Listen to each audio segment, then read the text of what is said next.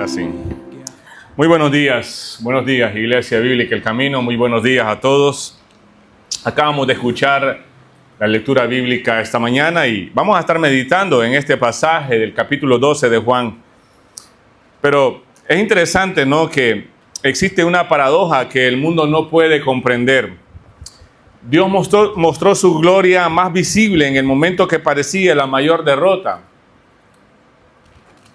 El hombre piensa que la gloria está en el poder, la fama, el reconocimiento o el éxito visible. Pero en el capítulo número 12 de Juan, de este evangelio, vemos a Cristo hablando de la gloria mientras se dirige a la cruz. Interesante, ¿no? La cruz que parecía vergüenza fue en realidad el trono del Rey, la victoria del Redentor y la esperanza de los pueblos. En este evangelio, Juan presenta a Jesús como el Hijo de Dios, como el Mesías prometido. Recuerdan Juan 20:31, ¿verdad? Y en el capítulo número 12, el ministerio público de Cristo está llegando a su clímax. La entrada triunfal ya ocurrió. La vimos el domingo pasado, desde el capítulo 12, en los primeros versículos. Y ahora aparecen unos griegos acá buscando a Jesús, lo cual... esto marca simbólicamente la extensión universal del Evangelio. Entonces, este pasaje funciona como una transición del ministerio público a la pasión.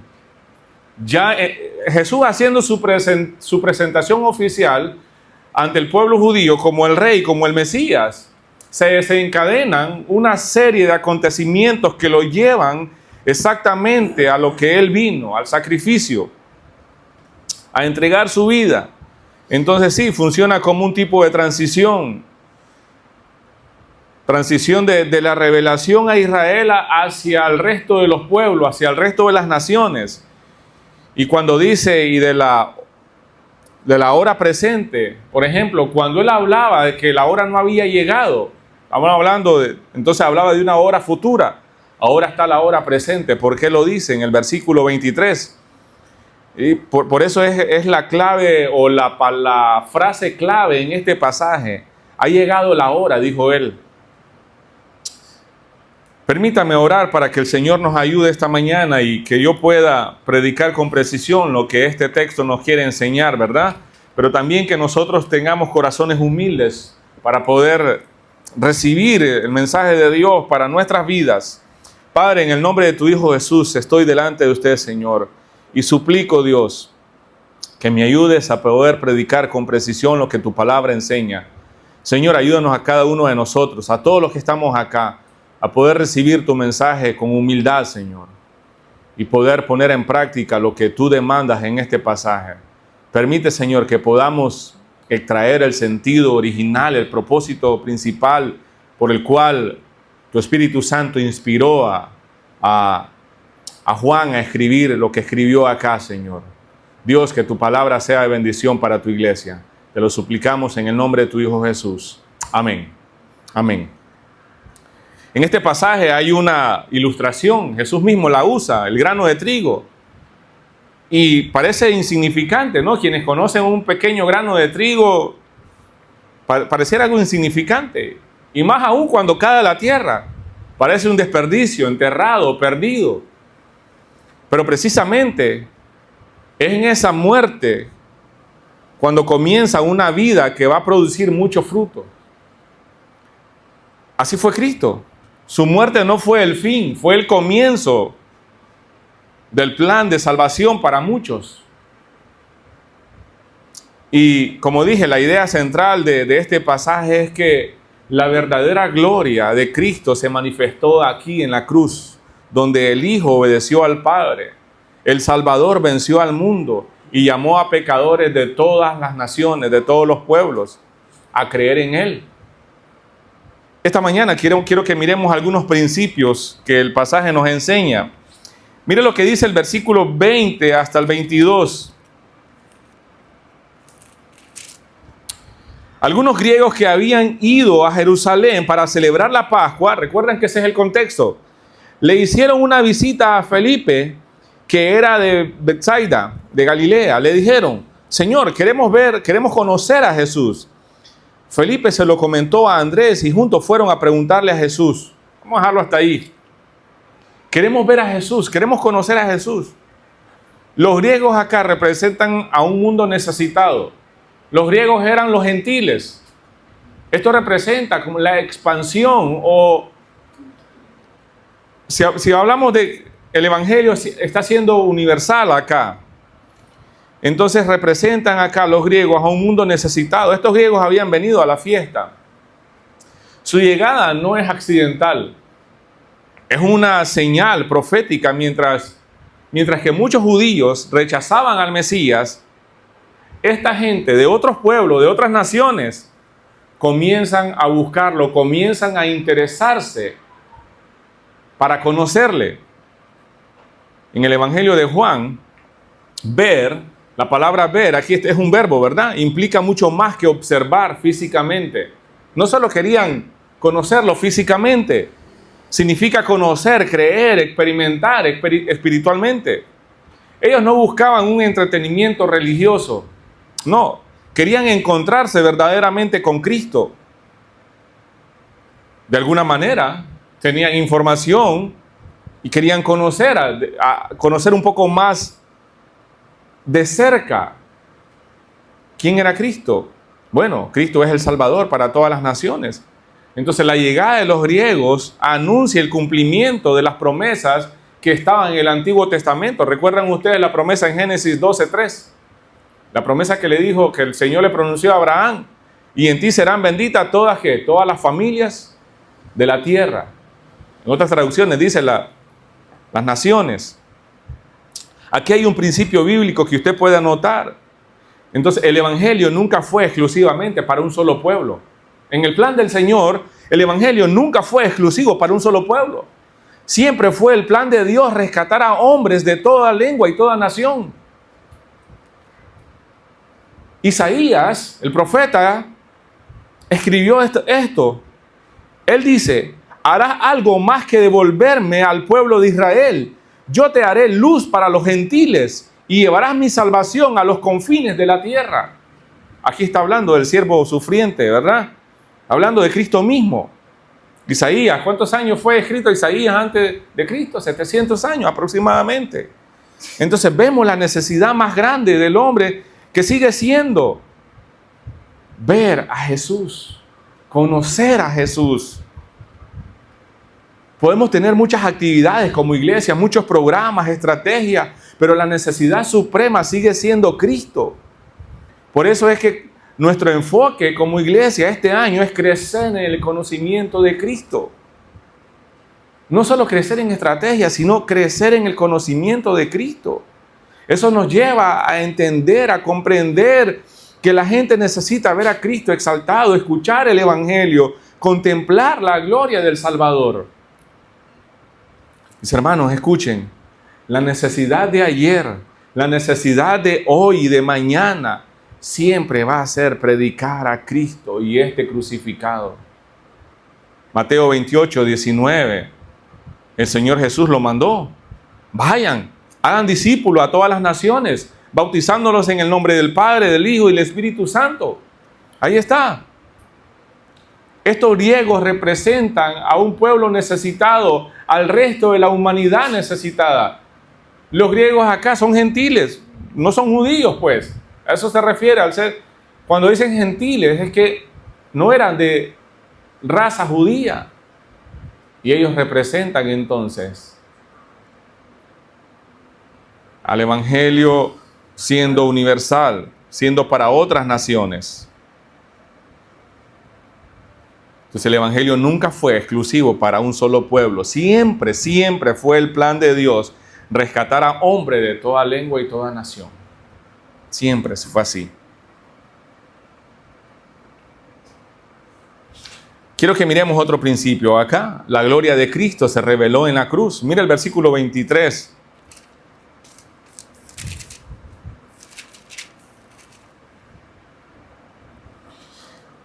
Bueno, cuando Andrés y Felipe se lo comentó a Andrés, ¿verdad? Y juntos fueron a preguntarle a Jesús. El versículo 23 dice, Jesús respondió, Ya ha llegado el momento para que el Hijo del Hombre entre en su gloria. Les digo la verdad, el grano de trigo, a menos que sea sembrado en la tierra y muera, queda solo. Sin embargo, su muerte producirá muchos granos nuevos, una abundante cosecha de nuevas vidas.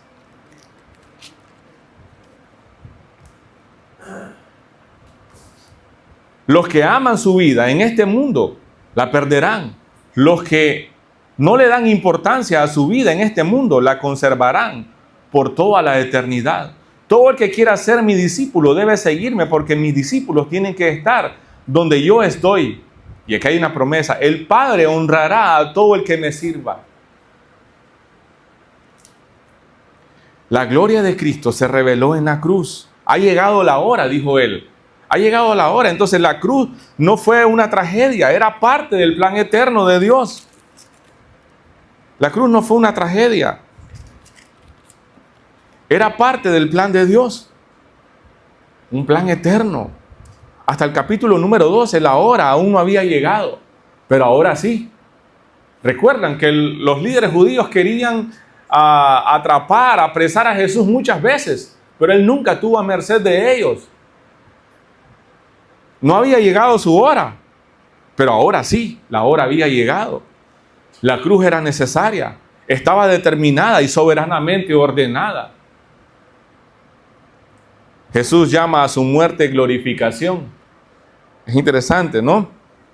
Entonces lo que el mundo veía como humillación, el cielo lo estaba viendo como la exaltación del Hijo del Hombre.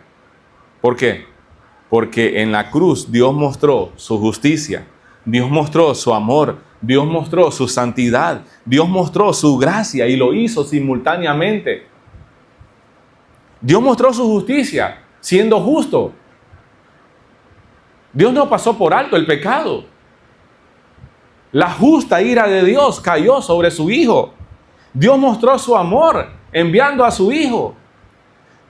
Dios mostró su santidad aborreciendo el pecado. ¿Recuerdan cuando el Hijo dijo: Padre, ¿por qué me has abandonado? Y mostró su gracia dándonos algo que no merecemos. Todo eso lo hizo simultáneamente. El grano de trigo debía morir, dice. Dice, si el grano de trigo no cae en la tierra y muere, queda solo. Ahí está, un solo grano. Pero si muere, ¿qué va a pasar? Van a haber muchos frutos. Aquí es una imagen agrícola, ¿verdad? Para los que les gusta la agricultura o los que vivieron un tiempo. Recuerdo cuando en esta fecha, bueno, antes llovía en esta fecha. Para esta fecha con mi abuelo que nos enseñó el arte de la agricultura, ya andábamos arando la tierra, ya habíamos sembrado, porque ya llovía. Hace 20, 30 años llovía en este tiempo en Chinandega, pero ahora el verano es perpetuo, parece, ¿no? Siempre uno está viendo ahí el teléfono según el pronóstico, no, hoy va a llover. Ya tenemos varios días viendo el pronóstico que va a llover, no llueve, está lloviendo fuego en Chinandega. Entonces, esta es una imagen agrícola, pero expresa y revela un principio redentor acá. La muerte produce vida, el sacrificio produce fruto, la cruz produce salvación. Jesús habla primero de sí mismo, de Él. Él es el grano que muere. Su muerte dará muchos frutos. ¿Qué tipo de fruto? Un pueblo redimido, muchos discípulos. Pero también es aplicable para nosotros, es aplicable para el discípulo. Mira el versículo 25. Los que aman su vida en este mundo, o sea, los que no quieren morir, la perderán. Los que no le dan importancia a su vida en este mundo, la conservarán por toda la eternidad. El que no tenga miedo a morir por mí, va a salvar su vida. El que tenga miedo a entregar su vida, la va a perder. Sí. Ese es discipulado verdadero. Mire, el versículo 26. Todo el que quiera ser mi discípulo debe seguirme, porque mis siervos tienen que estar donde yo estoy. Y el Padre honrará a todo el que me sirva. Wow. Los que aman su vida en este mundo, ¿qué va a pasar? La perderán. Eso dice el versículo 25. Jesús acá confronta, miren interesante, confronta el amor desmedido por la vida terrenal. El verbo acá amar implica apego afectivo. El discípulo debe valorar a Cristo por encima de la comodidad, por encima de la seguridad, por encima incluso de mi reputación, incluso de mi propia vida. Pero no, el punto es que nosotros queremos estar tan cómodos, queremos estar tan seguros, queremos que nuestra reputación esté blanquita. Cuidamos nuestra propia vida. No estoy hablando de salud, no estoy hablando de muchas cosas, ¿no? que pueden malinterpretarse. Estoy hablando de cuando estamos demasiado apegados a la comodidad, cuando no nos negamos a nosotros mismos. Ser un discípulo verdadero implica morir al yo. Implica morir al yo. El que ama su vida, ¿qué va a pasar? La perderá. Aquí Jesús conecta su cruz con nuestra cruz. Él sabe que va a morir. Él ya ha dicho, ya ha llegado la hora. Pero hace una transición de su cruz a nuestra cruz. La cruz que todo verdadero discípulo debe cargar. Despojarse de la comodidad, despojarse de la seguridad, despojarse de su reputación, despojarse incluso de su propia vida. Mira, el cristianismo bíblico no es cómodo, no es cómodo, no es cómodo. Es rendición, debemos rendirnos, es negación al yo. Eso pareciera una paradoja, ¿no? Debemos perder para ganar. Así es la vida cristiana. Por eso es que los cristianos no son la mayoría. Cuando las estadísticas dicen que el pueblo nicaragüense es una gran cantidad de cristianos, no es cierto. No es cierto. Hay un montón de religiosos. Pero un verdadero cristiano, un verdadero discípulo, es la minoría. Es la minoría. Hay un montón de fanáticos, hay un montón de admiradores. Pero verdaderos discípulos son pocos. Son pocos. Perder algo insignificante para ganar algo más valioso. Eso es lo que está enseñando. Ese es el principio. Ese pareciera una paradoja, pero no lo es. Debemos perder para ganar. No. Significa que necesitamos despojarnos de algo que en nuestra mente pareciera valioso, pero que realmente delante de Dios es insignificante. Dios quiere darte algo mucho mejor, mucho más valioso.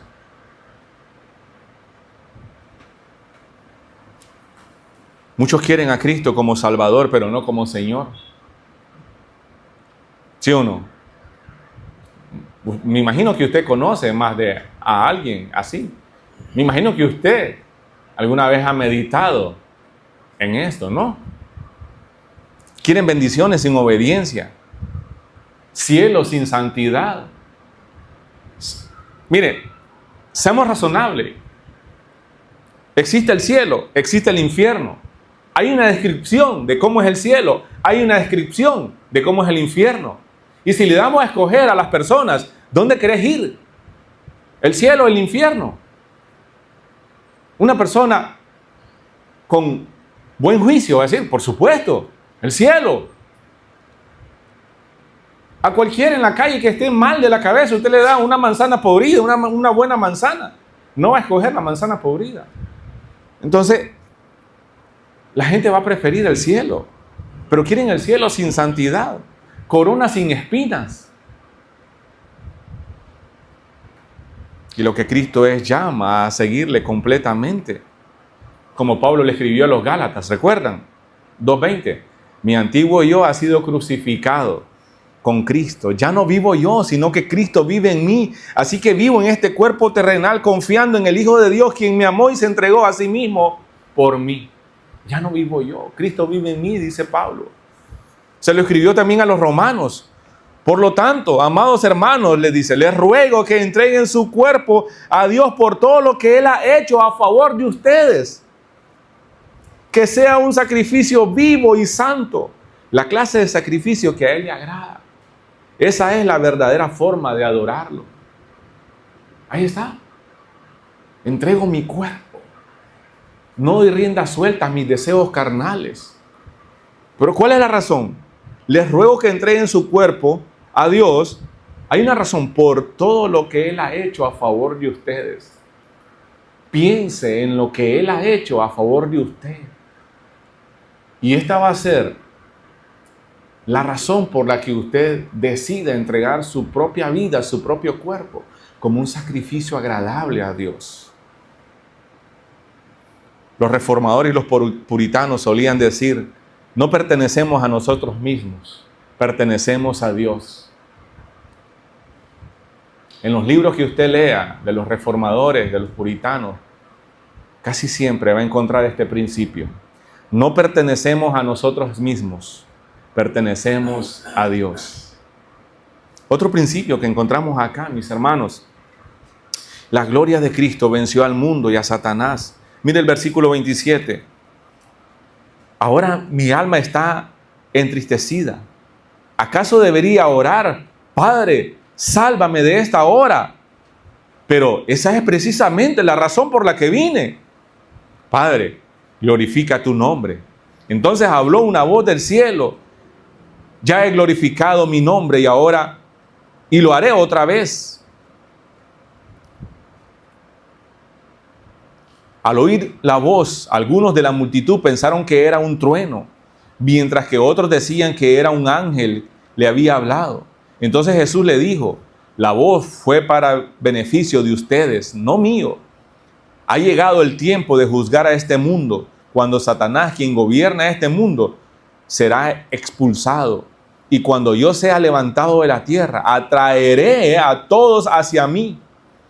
Con esto quería dar a entender de qué forma iba a morir. Wow. Ahora es el juicio de este mundo. Cristo enfrentó la angustia de la cruz, no rehusó, no huyó, expresó cómo se sentía, pero no rehusó. Él mismo dice, mire el versículo: ahora mi alma está muy entristecida. ¿Acaso debería orar: Padre, sálvame de esta hora? No, como una pregunta retórica, ¿eh? Él mismo se contesta: no, por supuesto que no. Pero esa es precisamente la razón por la que vine. Él mismo se está contestando, ¿verdad? Pero está hablando con sus discípulos. Ahora está turbada mi alma, dice otra traducción. Aquí vemos la verdadera humanidad de Cristo. Jesús no enfrentó la cruz superficialmente. No, sabía que Él bebería la copa de ira, el juicio del pecado y el abandono del Padre. Un abandono justo, santo del Padre. La tristeza o la turbación de Jesús revela el peso del pecado que Él cargaría. Él sabía lo que le esperaba. Sin embargo, no retrocede. Para esto he llegado a esta hora. Para esto he venido. Para esto he sido enviado. La cruz entonces no fue un accidente. Fue un decreto divino. Fue el propósito eterno. Fue una misión redentora. Por eso cuando una de las frases que Él dijo estando en la cruz, ¿cuál fue? Tetelestai, que significa consumado es. Ya está pagado. Ya lo hice. La obra que el Padre me envió a hacer está todo completo. No tienes que pagar por tu salvación. Ya lo he hecho todo. Ahí está. Pero antes de pronunciar todas estas palabras, todo esto que dijo en la cruz, Él está antes de eso y dice: para esto ha llegado la hora. Para esto he venido. ¿Acaso debo orar: Padre, sálvame? No, he venido para esto. Entonces la cruz fue una victoria cósmica. El príncipe de este mundo, dice, será echado fuera. Satanás parecía triunfar en la cruz, pero ahí fue derrotado. Recuerdo algunos años, el líder de Roma dijo que Cristo en la cruz fue derrotado, pero no fue así. Fue una victoria cósmica. Mire lo que dice Colosenses 2, 14 y 15. Él anuló el acta con los cargos que había contra nosotros y la eliminó clavándola en la cruz. De esa manera desarmó a los gobernantes y a las autoridades espirituales. Los avergonzó públicamente con su victoria sobre ellos. ¿Dónde? En la cruz. En la cruz. La cruz fue una victoria cósmica. Entonces, aquí hay un principio que podemos anotar y recordar. La aparente derrota de Cristo fue la destrucción del reino de las tinieblas. Sí, en la cruz el poder del pecado fue quebrado, la culpa fue cancelada y el acusador entonces fue silenciado. Antes el pecado le decía a usted, a mí, pega un salto, y nosotros le decíamos, ¿qué tan alto? El pecado no es inevitable, el pecado es evitable. Como un hijo, como una hija de Dios, no necesitas pecar, no debes pecar. Ya has sido libre del poder del pecado. Vivimos, por supuesto, con una carne pecaminosa, pero el poder que ejercía Él en nosotros ya ha sido quebrado, hemos sido libres. Hoy cantamos, somos libres en Cristo.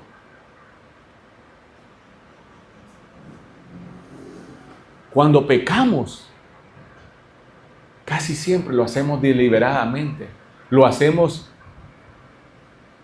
con razón.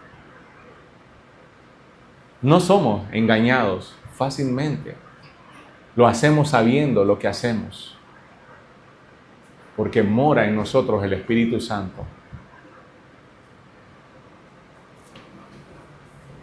Martín Lutero enseñaba que el diablo es derrotado no por nuestra fuerza, sino por la sangre de Cristo. Y eso, por supuesto, tiene una base bíblica.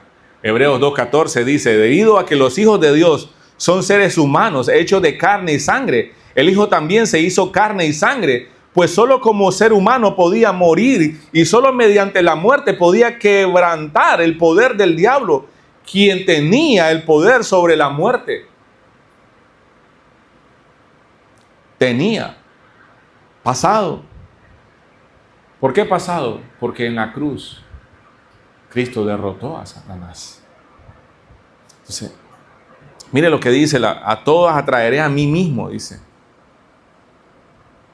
Y cuando sea levantado de la tierra, atraeré a todos hacia mí, dice el versículo 32.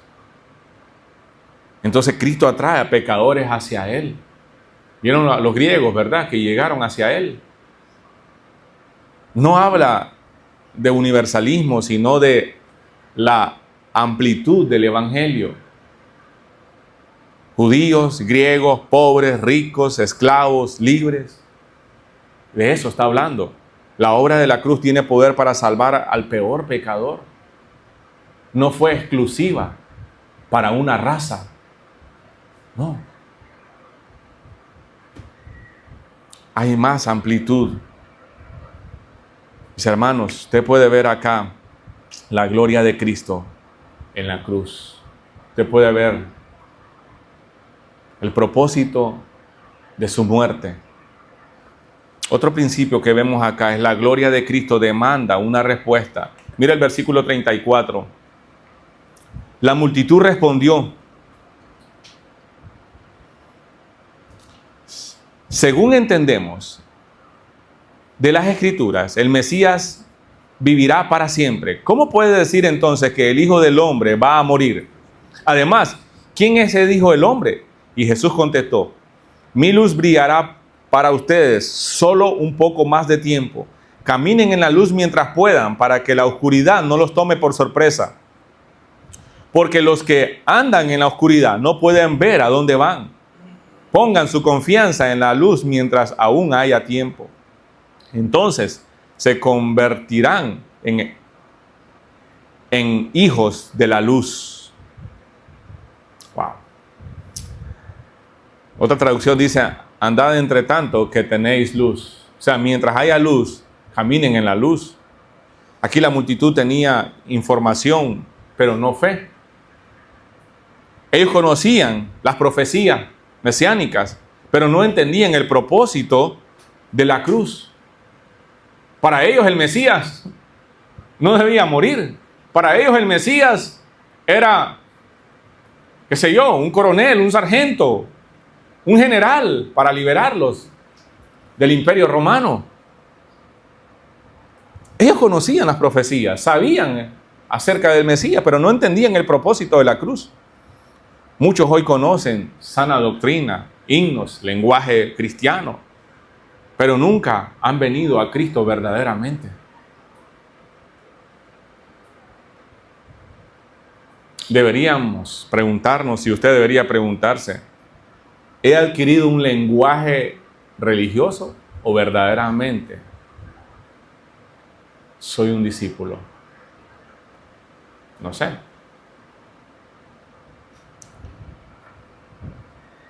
Estos versículos acá nos enseñan que Cristo es la luz del mundo.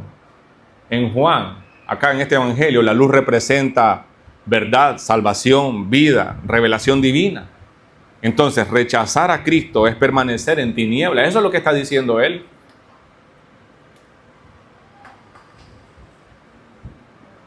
Entonces, la neutralidad espiritual no existe. No existe. No hay status quo. O caminamos hacia la luz o permanecemos en oscuridad. Punto. Punto. Efesios 5:8 dice, pues ustedes estaban llenos de oscuridad, pero ahora tienen la luz que proviene del Señor. Por lo tanto, vivan como gente de luz.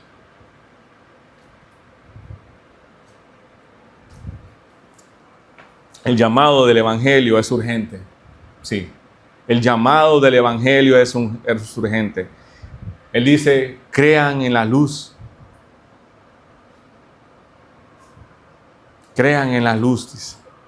Jesús no promete que la oscuridad,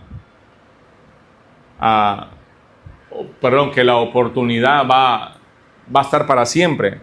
Porque les dice, miren lo que les dice, pongan su confianza en la luz mientras aún haya tiempo. Mientras aún haya tiempo, versículo 36 estoy leyendo. Entonces se convertirán en hijos de la luz. O sea, aquí está diciendo que la oportunidad va a durar por cierto tiempo. La puerta se va a cerrar en un determinado momento, como se terminó allá en el arca de Noé. La gente hace chiste, ¿verdad? Pero de alguna manera tiene un porcentaje de verdad. Los animales fueron más obedientes que los hombres. Porque ¿cuántos seres humanos entraron al arca? ¿Cuántos?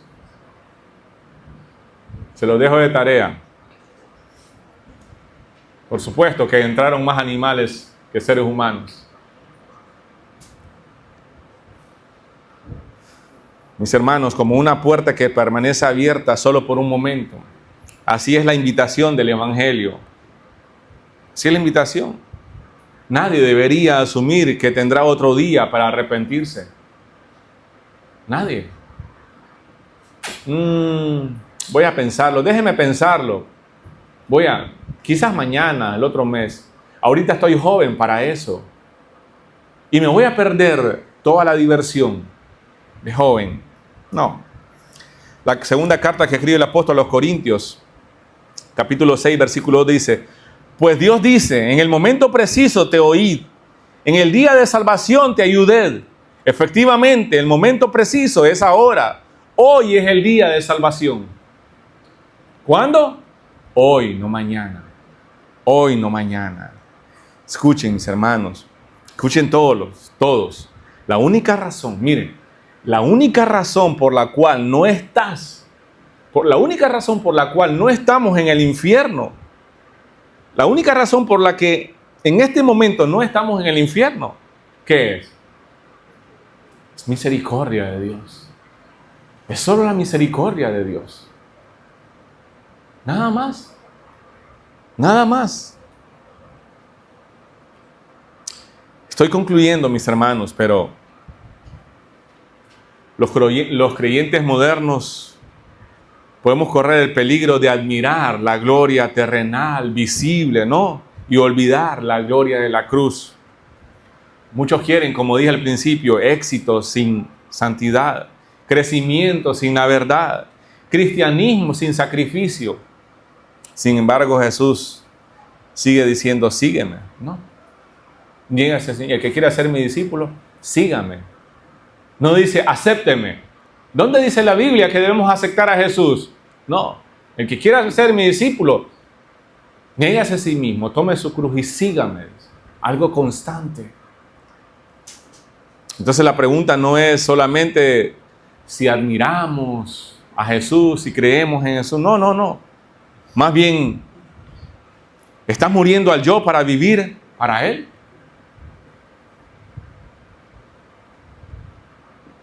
No se duerman, solo llevo 35 minutos, ¿oyeron? No te estoy preguntando si admiras a Jesús. No, más bien, ¿estoy muriendo? ¿Estoy muriendo al yo? ¿Estoy viviendo para Él? Escuche, iglesia, las estrategias, autoridades, recursos, la popularidad, no es la esperanza para la iglesia, no, la fama, no. Nuestra esperanza está en Cristo crucificado y Él resucitado. El mismo Cristo que fue levantado en la cruz sigue atrayendo a pecadores hoy en día. El mismo Cristo que atrajo a los griegos sigue llamando hoy en día. Él todavía perdona, salva, transforma, restaura a gentes de todas partes. Porque el Evangelio no fue exclusivo. En el plan de Dios nunca fue exclusivo para un solo pueblo. Yo siempre estaba pensando de manera amplia.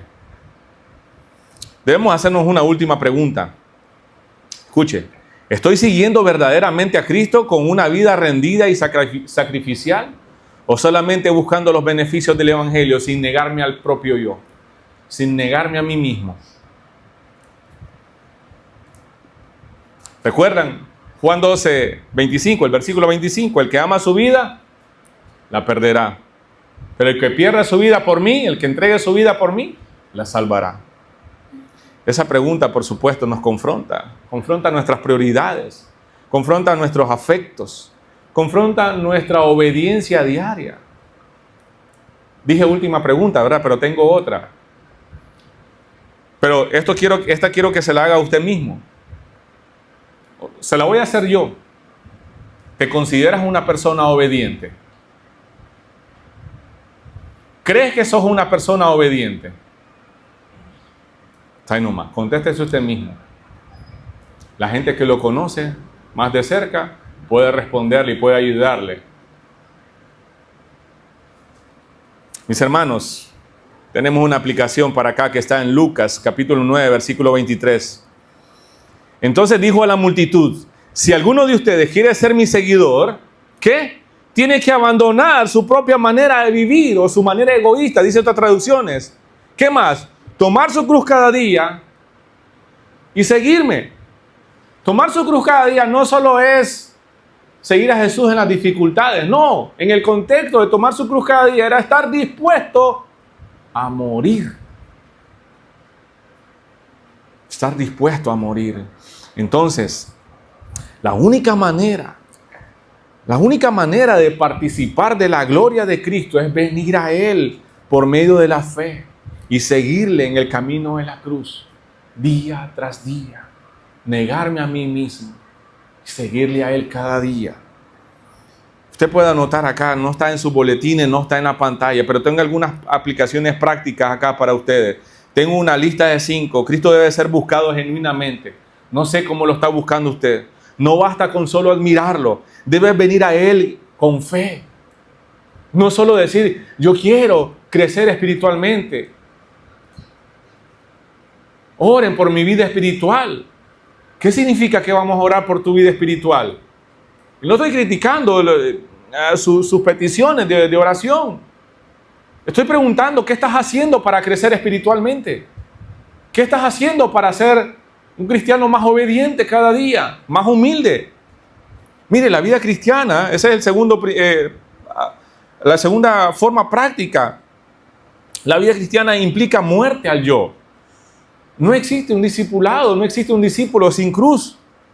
Cada discípulo debe cargar su propia cruz. Dios produce fruto mediante el sacrificio también. Frecuentemente el sufrimiento produce el fruto espiritual. Después de un tiempo de sufrimiento, viene un tiempo de refrigerio. Incluso viene convicción propia a nuestros corazones y decimos, wow, esto que pasé fue horrible. Realmente fue horrible. No lo quisiera volver a pasar, pero fue lo mejor que me pasó. Fue lo mejor que me pudo haber pasado. Gracias a Dios por permitir esto en mi vida. Pero en el momento que estábamos ahí, no queríamos estar ahí. Pero solo estando ahí, pudimos pasar a la otra fase y decir, Dios, gracias. Gracias por lo que me hiciste pasar. En ese momento no entendía, pero ahora entiendo, Señor, que fue lo mejor. Mis hermanos, la cuarta es que la cruz sigue siendo el centro del Evangelio. La gloria de Dios se revela supremamente en Cristo crucificado. Ahí en la cruz. En la cruz es el púlpito desde donde Dios predicó su amor, desde donde Cristo mostró realmente que nos ama. Entonces la cruz sigue siendo el centro del Evangelio. Quinto, debemos responder mientras haya luz, mientras haya oportunidad. La oportunidad de creer no debe postergarse. ¿Recuerdan la palabra postergar? No es solo posponer, es rechazar algo y no darle la importancia de vida. Debemos responder mientras haya oportunidad entonces. Mis hermanos, Juan 12, este pasaje que acabamos de estudiar es uno de los textos más profundos, más bellos del Evangelio, de este Evangelio, ¿verdad? El deseo de los griegos de ver a Jesús aquí desencadena la declaración decisiva de Cristo. La hora ha llegado, dice, mi hora ha llegado. Ya, es hora de que haga lo que el Padre me envió a hacer. Entonces la gloria del Hijo sería revelada acá. No primero en un trono terrenal, no como un rey, como querían los judíos, ¿verdad? Sino ¿desde dónde? ¿Desde dónde? Desde la cruz. Desde la cruz. Desde la cruz. Y el pasaje concluye con un llamado urgente. Miren lo que dice. Pongan su confianza en la luz mientras aún haya tiempo. Mientras aún haya tiempo. No sé qué tipo de cristianismo estás viviendo hasta el día de hoy. Pero como tu pastor no asumo que ya estás bien. Creo que hay áreas en tu vida, en nuestras vidas, donde necesitamos morir al yo. Claro que sí.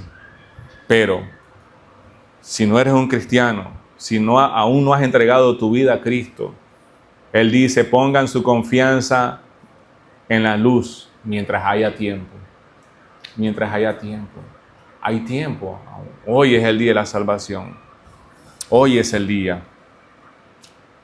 Allí en la cruz el mundo sería juzgado, Satanás derrotado y hombres de toda la nación serían atraídos al Salvador. Si en tu corazón hay un deseo genuino de entregar tu vida a Cristo, hágalo hoy. Si en tu corazón hay convicción de que debes morir al yo y dejar de ser el propio amo de tu vida y dejar que Cristo sea el amo de tu vida, es momento de orar. Oremos. Padre, en el nombre de tu Hijo Jesús, estamos delante de usted, Señor, y hemos meditado en este pasaje tan precioso, Señor. Tu gloria desde la cruz. Ahí se reveló, Señor, tu gloria. Sabías lo que ibas a pasar, pero no rehusaste, Señor. Más bien, te negaste a ti mismo entregando tu vida. Señor, vemos que Tu evangelio, Señor, no es exclusivo para una raza, sino, Señor, para los pueblos de todas las naciones. En cada nación hay un grupo, hay un remanente, Señor. Acá hay un grupo de tus hijos, Señor, que te conocen, que fueron atraídos hacia usted, Señor, por la fe. Aquí hay un grupo de tus hijos, Señor, pero que aún necesitamos crecer en obediencia. Aún necesitamos morir al yo, negarnos a nosotros mismos. Debemos despojarnos de nuestras propias vidas, comenzar a vivir realmente para usted, Señor. Oro, mi Señor, por tu iglesia. Oro por todos los que están acá, Señor. Si hay personas que aún no han rendido sus vidas a usted, Señor, que este sea el día de salvación. Ponga convicción en sus corazones para que hoy sea el día de salvación. Y hoy sea el día también, Señor, donde tus hijos también puedan morir al yo, a cualquier área que le esté dominando, a cualquier pecado que le esté dominando. Que hoy puede ser el día de la libertad y poder vivir, Señor, en la luz, para ser hijos verdaderos de la luz. Te lo suplicamos, Dios, en los méritos de Cristo Jesús. Amén. Amén. Que el Señor les bendiga a todos mis amados hermanos.